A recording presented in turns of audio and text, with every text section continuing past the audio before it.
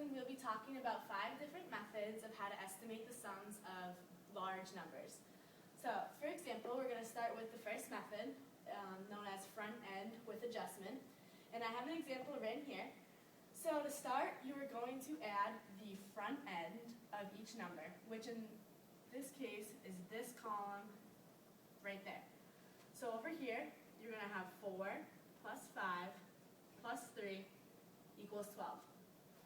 However, because this is the hundreds column, we have ones, tens, hundreds, this number actually turns into 1200 because you have to account for the place value. From then on, you're going to work with the numbers left over, disregarding the numbers that we already added, and we're going to round them. So if we look at this first number, we're going to round it to 20 because it's on the lower side of 20. And then with this number, we're going to round 60 and we're going to round up to 40. So together, 60 plus 40, we get 100. Now we're going to take this number, the first one, and this one, and we're going to add it together.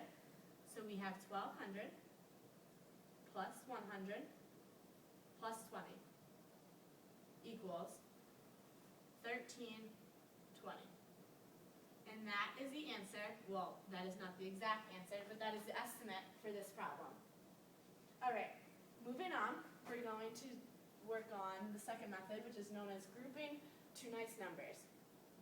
Now, similar to this one, we added the 60 and the 40 to estimate 100. We're similar going to do something like this here. So we're going to try and get easy numbers to make, use numbers to make easy numbers. So, for example, if you look here, a 49 is very close to 50, and you know 32 is very close to 30, and 23 is very close to 20.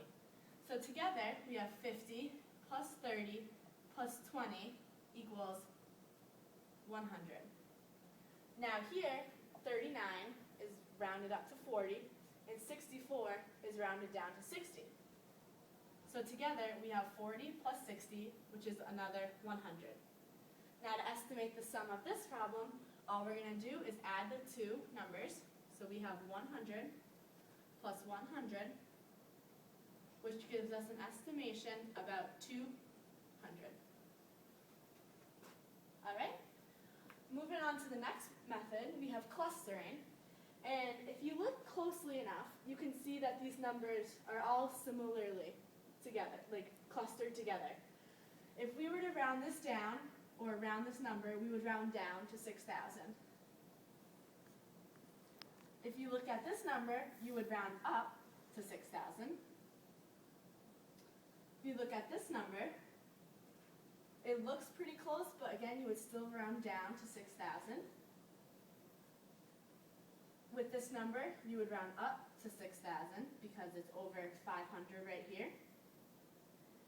And continuing the pattern, you notice that this number also rounds down to 6,000.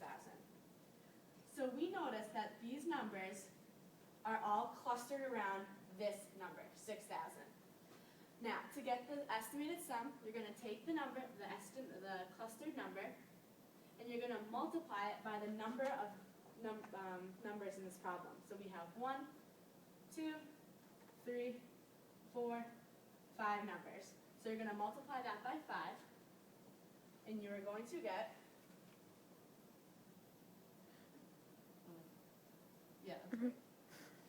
of 30,000. All right. Okay. The next method, we are going to move on to rounding, which you guys will find out is very easy. So, like we did up here, we are just going to round each number. So for here, we rounded down to 6,000. In this example, we are going to round up to 5,000. With this example, as you can see, it's closer to the 3,000. So you're going to round down to 3,000. And all we do from here is add the rounded numbers. So we get 0, 0, 0, 8. And the estimated number of this sum would be 8,000. And last but not least, we are going to look at this method known as using the range. We have this number right here, which we are going to start by making two columns. We can have a low estimate and a high estimate. So if you look at this number, 300, the low estimate would be 300, and the high estimate would be 400. In this example, the low estimate would be 500, and the high estimate would be 600. So we know when we add these together, we are going to get 800 for the low estimate and 1,000 for the high estimate. So for this problem, we know that the sum is going to be in between the range of 800 and 1,000.